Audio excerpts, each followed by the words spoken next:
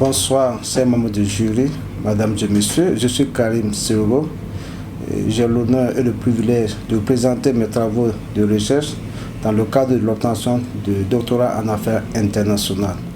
Notre thème de recherche est intitulé comme suit: Analyse des facteurs clés de succès dans les stratégies d'accès aux marchés internationaux, car des stratégies des entreprises d'exportation des produits de la filière qualité du Burkina Faso. Et ici, nous avons une grappe de fruits de qualité. Et sous la direction de Mabel Turk, enseignante et responsable de programme doctoral. Avant de poursuivre ma présentation, je tiens à remercier ma directrice de thèse, Madame Mabel Turk, pour son encadrement et son expertise tout au long de mon travail. Je tiens à remercier également le corps professionnel et l'administration de l'ENI Business School. Et je remercie également mes collaborateurs de l'Unité nationale de mise en œuvre du cadre d'intérêt renforcé pour le soutien inestimable. Ma reconnaissance va à l'endroit des acteurs de la filière qualité, en particulier des dirigeants et des chefs d'entreprise et les consultants qui n'ont ménagé aucun effort pour m'accompagner dans la collecte des données. Toute personne, de loin ou de près, ayant contribué à l'atteinte de mes résultats, veut recevoir mes sincères salutations. Notre plan de soutenance est structuré en 5 points. À l'introduction au point 1, je vais présenter le contexte international, les fondamentaux de la thèse, à savoir le choix du thème, la pertinence de l'étude, la problématique, les questions, objectifs et hypothèses de recherche. Au point 2, notre cadre théorique et empirique de la recherche, la revue de la littérature sur les facteurs clés de succès en globalité. Je vais présenter la notion sur les facteurs clés de succès, les résultats de la revue de la littérature. Et au point 3, notre modèle de recherche. Je vais présenter la méthodologie, la stratégie technique de collecte des données et le canevas d'analyse. Au point 4, les résultats de recherche.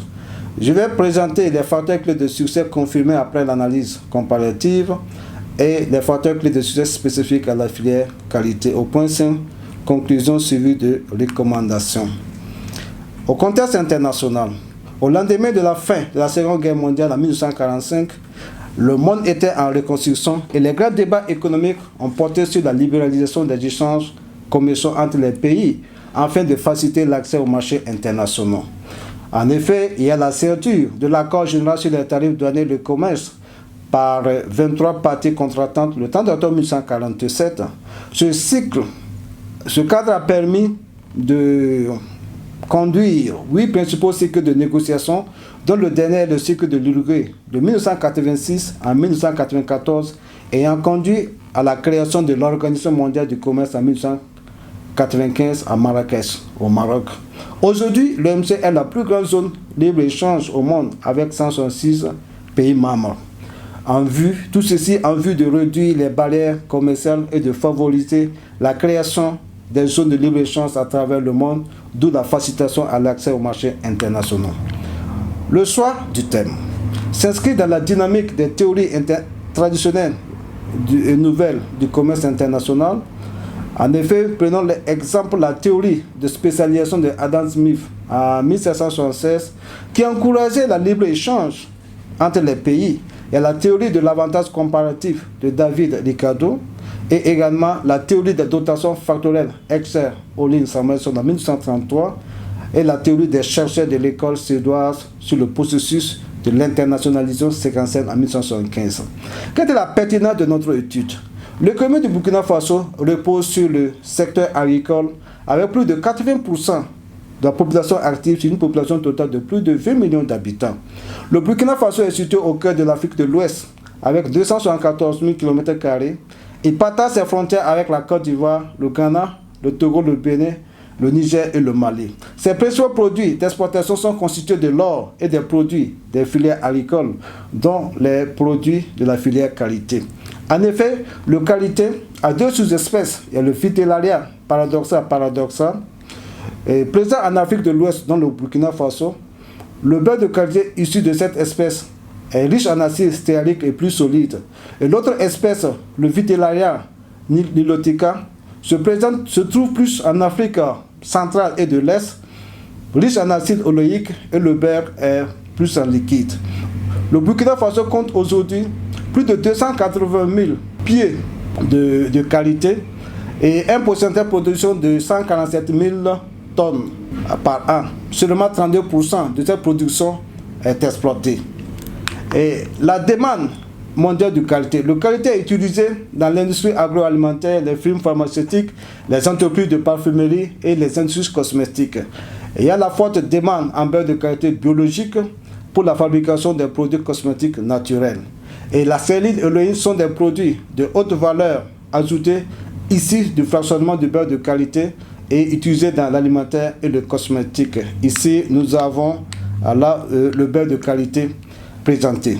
Et la Commission de l'Union européenne en 2000 a autorisé l'utilisation du beurre de qualité comme équivalent du beurre de cacao dans la fabrication de chocolat jusqu'à 5% du produit fini. Quant à la problématique, de nombreuses insuffisances structurelles ont été soulignées dans le document stratégique. Je cite le Plan national de développement économique et social, l'étude diagnostique sur l'intégration commerciale et les différentes stratégies nationales de développement durable de la filière qualité et la balance commerciale qui fait la situation des importations et des exportations du Burkina Faso. Tous ces documents ont souligné la faible exportation des produits des filières agricoles porteuses, dont les produits de la filière qualité. Et cette faible exportation est associée aussi par l'ignorance, la méconnaissance et la négligence de l'existence des ressources déterminantes permettant aux dirigeants d'améliorer la stratégie de pénétration des marchés internationaux. Et cette recherche de solutions structurelles liées à cette problématique est une forte recommandation du gouvernement de Burkina Faso. Et ce qui nous a amené à poser notre question fondamentale.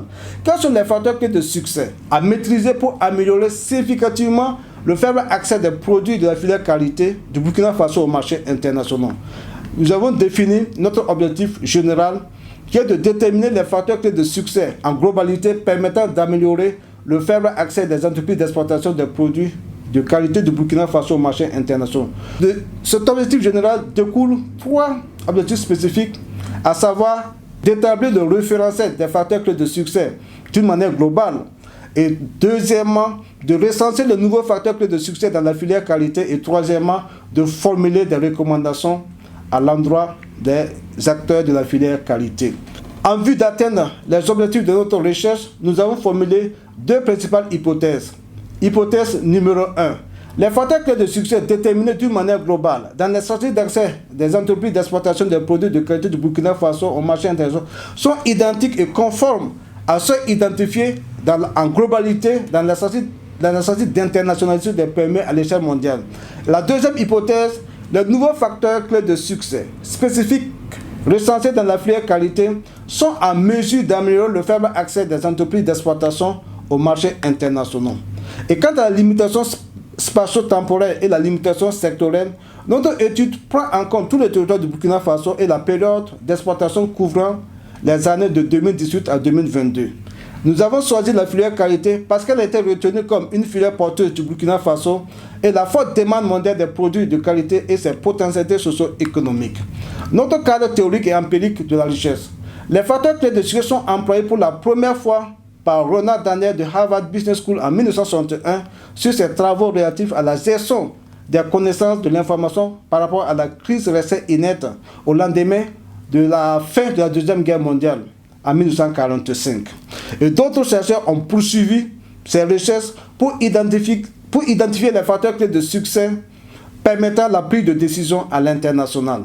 Les facteurs clés de succès sont des ressources tangibles et intangibles, autrement dit des compétences sur lesquelles se fonde véritablement et prioritairement la PME ouverte à l'international pour faire face à la concurrence internationale. Ils doivent être maîtrisés d'une manière globale pour faciliter l'accès aux marchés internationaux par une bonne prise de décision au sein de l'entreprise. Les résultats de la revue de la littérature. Nos investigations ont permis de recenser 14 facteurs clés de succès et 5 sous-facteurs clés de succès. Ils ont été testés et approuvés à l'échelle mondiale comme facteurs clés de succès par 2 principales études, à savoir la première étude est réalisée par l'OCDE, l'Organisation de la coopération et de développement économique, sur les stratégies de mondialisation des PME de 18 pays membres et publiée en 1997. La deuxième étude est relative aux travaux de Lise Prout, réalisés dans le secteur de l'aluminium en 2007 sur les stratégies d'internationalisation de 8 PME canadiennes ayant eu du succès à l'international, dont une a connu un échec. Ces facteurs clés de succès sont répartis dans l'une des dimensions de l'entreprise, à savoir, il y a la dimension organisation interne de l'entreprise, les dimensions caractéristiques personnelles du dirigeant et la dimension de l'environnement externe de l'entreprise. Les facteurs clés de succès liés à la dimension organisation interne de l'entreprise, il y a 6 facteurs clés de succès et 4 sous-facteurs clés de succès. Premièrement, il y a les ressources humaines compétentes spécialisées liées au personnel qualifié et ouvert aux exploitations, les avantages concurrentiels de l'entreprise. C'est ce qui distingue de l'entreprise au reste du monde et qui lui permet de se démarquer des autres entreprises et de croître. La capacité de production de l'entreprise, c'est sa capacité de répondre à une demande significative à court et à long terme. La capacité de recherche et de développement, c'est pour pouvoir augmenter la productivité, améliorer la qualité et produire de nouveaux produits. Et la capacité de financement interne est liée à la capacité financière de l'entreprise et sa capacité de doter de budget aux exploitations. La présence de stratégies de marketing mixte, ce facteur clé est associé à 4 sous-facteurs clés de succès, à savoir la stratégie du produit, la stratégie du prix, la stratégie de distribution et la stratégie de promotion. Et quant aux facteurs clés de succès liés aux caractéristiques personnelles du dirigeant, nous avons les attitudes et perceptions du dirigeant, c'est-à-dire son désir dans les affaires, sa volonté, sa vision et son ferme engagement. Les caractéristiques personnelles du dirigeant sont liées à la patience, la persévérance, le dynamisme, l'innovation et la maîtrise de soi dans les affaires. Et ce facteur clé de succès est lié à la connaissance de langues étrangères, c'est-à-dire la langue internationale, telle que le français et l'anglais, j'en passe. Il y a la planification structurée de la stratégie d'internationalisation. Le dirigeant doit se préparer afin de pénétrer le marché international et de répondre à ces différentes commandes.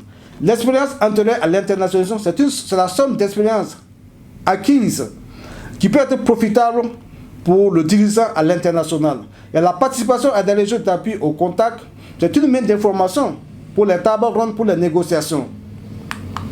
Et quant aux facteurs clés de succès liés à l'environnement externe de l'entreprise, nous avons la possession d'informations stratégiques. C'est lié à la législation du pays de destinataire, la réglementation douanière, maîtriser les habitudes administratives, les conditions de vie, la culture et le goût des consommateurs. Et l'appui des programmes gouvernementaux, c'est tout ce qui est les aides gouvernementales et également toutes mesures prises par le gouvernement pour accompagner la PME à l'international. L'accès aux ressources premières, il faut s'assurer de l'approvisionnement de la matière première, la régularité, les délais.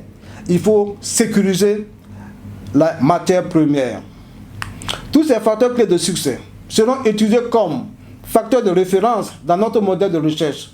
Notre méthodologie est axée sur une démarche mixte, c'est-à-dire une combinaison des données qualitatives et quantitatives avec une triangulation des données.